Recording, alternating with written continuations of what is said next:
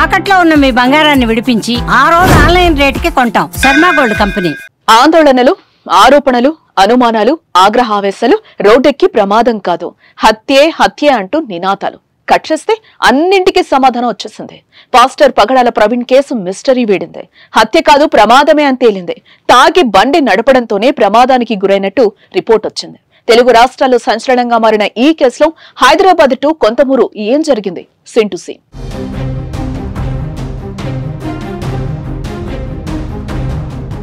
సమయం ఉదయం 11 గంటలు.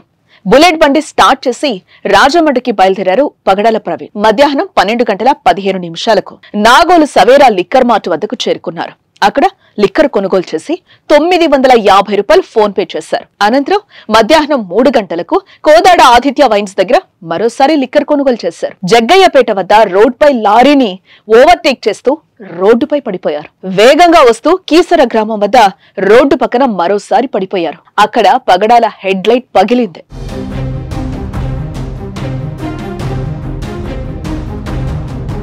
సాయంత్రం 4:45 విజయవాడ శివారు గొల్లపూడిలో పెట్రోల్ బంకుకు ప్రవీణ్ చేరుకున్నారు. అక్కడ పెట్రోల్ పోయించుకుని ఫోన్ పే ద్వారా నగదు బదిలీ చేశారు. అక్కడి నుంచి బయలుదేరి విజయవాడ దుర్గగుడి ఫ్లైఓవర్ 5 గంటలకు వచ్చారు. 5:15 రామవరప్పాడు వచ్చి కింద పడిపోయారు. 5:20 రామవరప్పాడు రింగుకు కొద్ది దూరంలో బైక్ ఆపి కూర్చున్నారు. ఇది గమనించి అక్కడికొచ్చిన ట్రాఫిక్ ఎస్ఐ సుబ్బారావు అతనికి తాగునీరిచ్చి పక్కనున్న పార్క్ లో కూర్చోబెట్టారు. తర్వాత రామవరప్పాడు రింగు మీదుగా వెళ్లిపోయారు.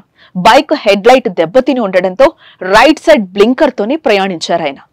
ఏలూరులో నిపుణ్ టానిక్ వైన్ షాప్ వద్దకు రాత్రిపూట 10:10 వచ్చారు. అక్కడ ఫోన్ పే చేసి మద్యం తీసుకున్నారు. కొవ్వూరు టోల్ ప్లాజా వద్దకు రాత్రి 11:31 వచ్చారు. బుల్లెట్ పై అతివేగంగా వెళ్తున్నారు. నయారా పెట్రోల్ బంక్ సమీపంలో రాత్రి 11:42 రోడ్ పక్కన పడిపోయి పగడాల ప్రవీణ్ చనిపోయారు.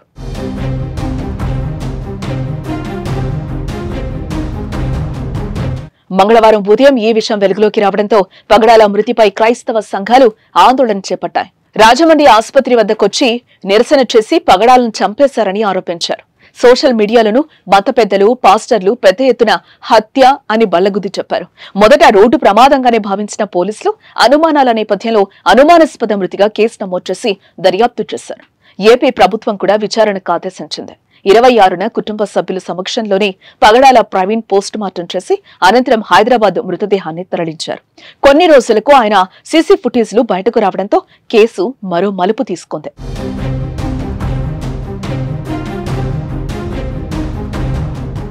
ఈ కేసును సీరియస్ గా తీసుకున్న పోలీస్ శాఖ ముమ్మర దర్యాప్తును చేసింది.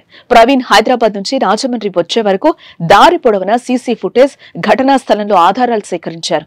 అంతేకాకుండా ప్రవీణ్ ప్రయాణించిన బైక్ తో పాటు కొన్ని అనుమానాస్పదంగా ఉన్న బైక్లను కూడా ఎగ్జామిన్ చేశారు. వాటన్నింటినీ హైదరాబాద్ ఫోరెన్సిక్ ల్యాబొరేటరీకి పంపారు. దారి పొడవునా ప్రవీణ్ ను గమనించిన వారిని, ఫోన్ లో మాట్లాడిన వారందరినీ విచారణ చేశారు. యూపీఐ పేమెంట్స్ ను పరిశీలించారు. చివరికి రోడ్డు ప్రమాదంగానే తేలింది. రోడ్డుపై నుంచి జారి పడ్డం వల్ల బుల్లెట్ పైన పడి ఆయన కింద ఉండిపోయారు. ప్రమాదం జరిగిన సమయంలో 70 కిలోమీటర్ల వేగంతో పగడాల ప్రయాణిస్తున్నారు. ఆయనను ఎవరూ గుద్దినట్టు విచారణలో తేలలేదు.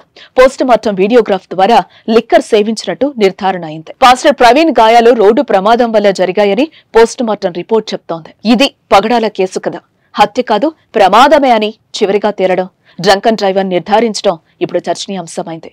పోలీసుల క్లారిటీతో క్రైస్తవుల అనుమానాలు తీరినట్టేనా, లేదా ఇంకా వారు ఆరోపణ చేస్తారా అన్నది చూడాలి.